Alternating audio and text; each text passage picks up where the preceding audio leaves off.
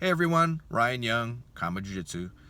I was just thinking of putting a video together because I just left the parking lot and a woman flagged me down because I'm driving in the KamaMobile. Hard to miss me. If you're ever in, let's see, the Flower Mound, Texas, Trophy Club, Texas, or also the South Lake area where I'm at now, you've seen me running around here and you can't miss it. But this woman flagged me down because her husband hasn't trained in about a year and a half. They relocated from California. He was a student over the Gracie Academy, which is where I was back in the early 90s. And he's a ranked individual, and they've been here for a year and a half, and he hasn't trained the entire time.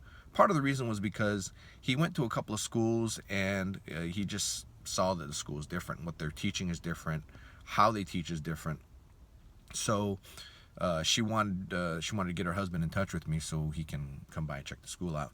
And what you'll find, or what a lot of people find here, is that there is jiu-jitsu here in Texas. There's very good jiu-jitsu here in Texas, in fact. And the jiu-jitsu that tends to be here, being that it's a relatively newer market, although jiu-jitsu has been here for quite a few years, it hasn't been around since the 80s like it has been in Southern California and Hawaii, where Elio's sons, Halson and Horian, were among the pioneers of bringing jiu-jitsu to the U.S.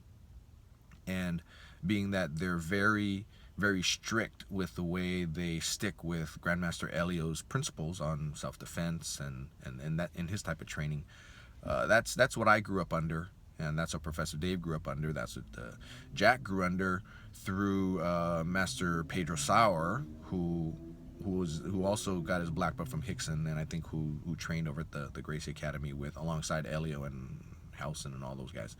So, all of us here at KamaJiuJitsu have a very strong self-defense background, and that's the jiu-jitsu we teach.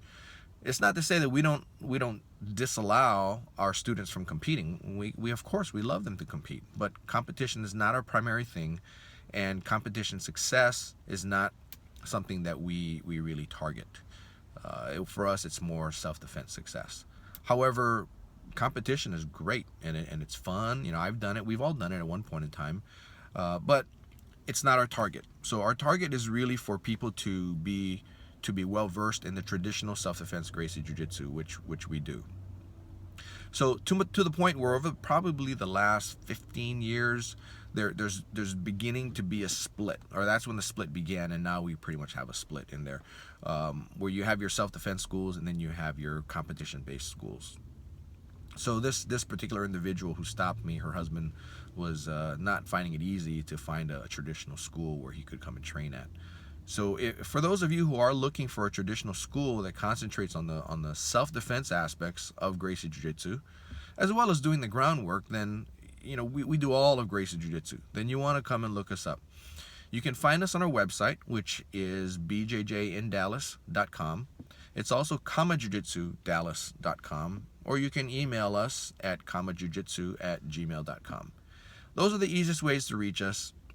You can ask me any question you want, and we can hopefully answer them. I can't see how I won't be able to, but yes.